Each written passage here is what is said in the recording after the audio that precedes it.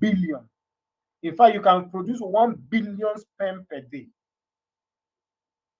Okay, the female at birth, when they give birth to a female child, she have only 2 million oocytes.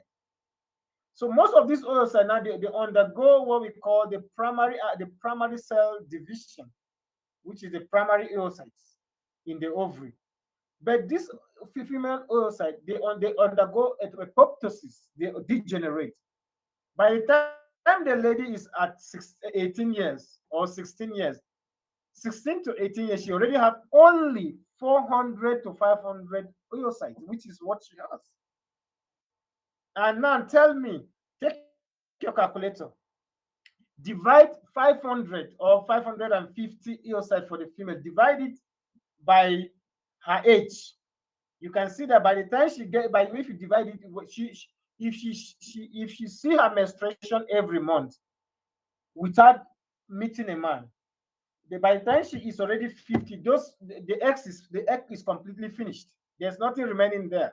She will enter what we call menopause. But you see, the man have 1 billion every day. So that means the man is capable of producing spermatozoa every day for when he's 75 or 80 years. He's producing 1 billion every day. But when the lady is at 55, when you calculate now, you divide 500. If you divide 500 by 12 and then you see what will remain. You see that everything has finished. Nothing is remaining at that point. But remember that if she is pregnant, for one pregnancy, she can save 12 egg per month. And if she is pregnant for another 2 years, she save another 12. So the more a lady give birth, the more her egg will stay longer. So that is what we are trying to explain at this point. But if a man you don't meet that every day you produce and keep on producing one billion of spermatozoa every day. I don't know whether are you following me to understand the difference? Yes, I'm still Yes. following. Yes, yes. Is it making sense? Is it making sense to you? Yes, MP, Yes. what do you want to say? Yes, it is. Clever, I'm saying Clever, what do you want to say? I want to say it's Clever, understandable. We. Clever, Yes, lecturer. what do you want to? Yes, do you understand what I'm saying? Yes, this is well understood. Okay, so that is what this slide is trying to explain to us. So I'm happy you follow. So then you see the characteristic why the male is the male, why the female is the female, and why you need to advise your client to get married at the age of 25 at most. From 23 to 27 or 28 is better to get married or to start a baby. If not, you shed the egg. You shed the egg from some people start their what we call menarche.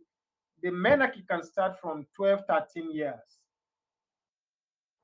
So some people can start at 16 years, 15 years, depends. But what you know that is that the average egg you have, the female have, is 450. So we enter what we call the. Are you seeing the next slide?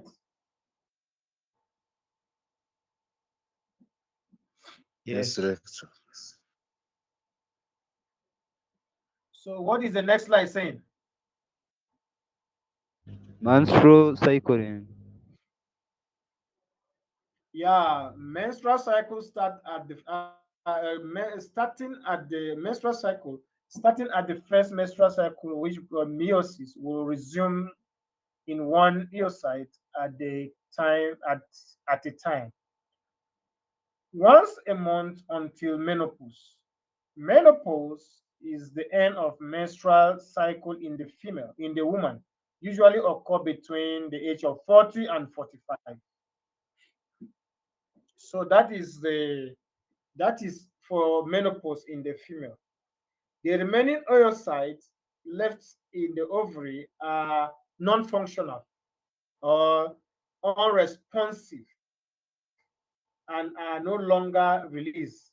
So when a woman is at 55, mostly her ovum is already there. She has ended menstrual cycle.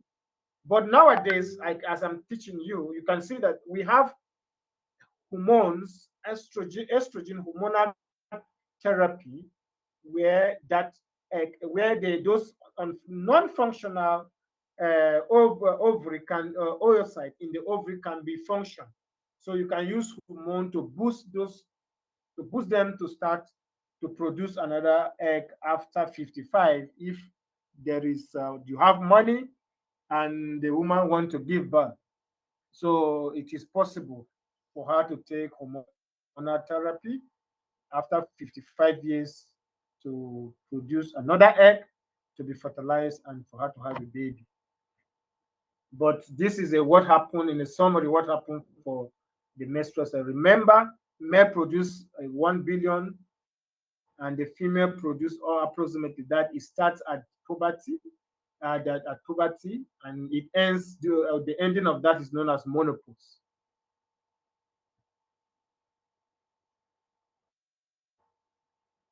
So all chromosomes, are you seeing the next slide, please?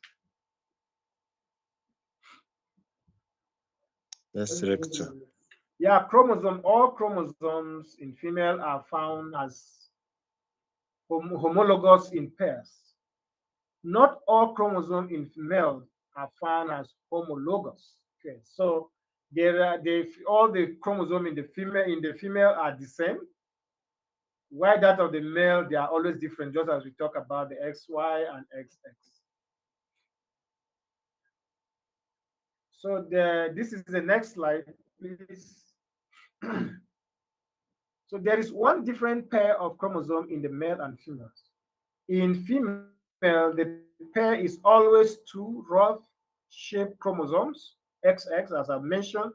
In the male, there are one rod-shaped chromosome and the other hawk-shaped chromosome XY.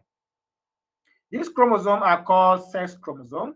Chromosomes that are not sex chromosome are all called autosome. So with this, all sex chromosome are known as the male. They are known as sex chromosome, while that are not sex are known as autosome. So don't remember those terminology. Very very important during your MC multi choice. We have talked about the difference between mitosis and meiosis. So in meiosis, we talk about mitosis. Mitosis, I mentioned, is the sharing of different chromosomal material to the germ cell, male and female. While mitosis is the division of the chromatin material into 23, 22 plus one sex chromosome, so which we are going to see. So here it's a 2D, there's two shape. If I ask you the question, so this is what I want you to explain to me.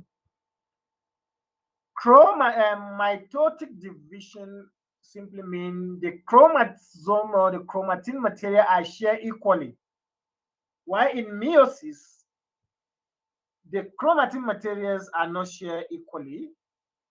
So they are shared differently, which you can see from the diagram. Can you see this slide?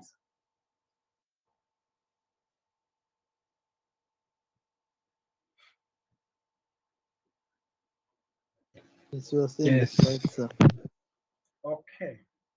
So those are the primary differences of meiosis and mitosis.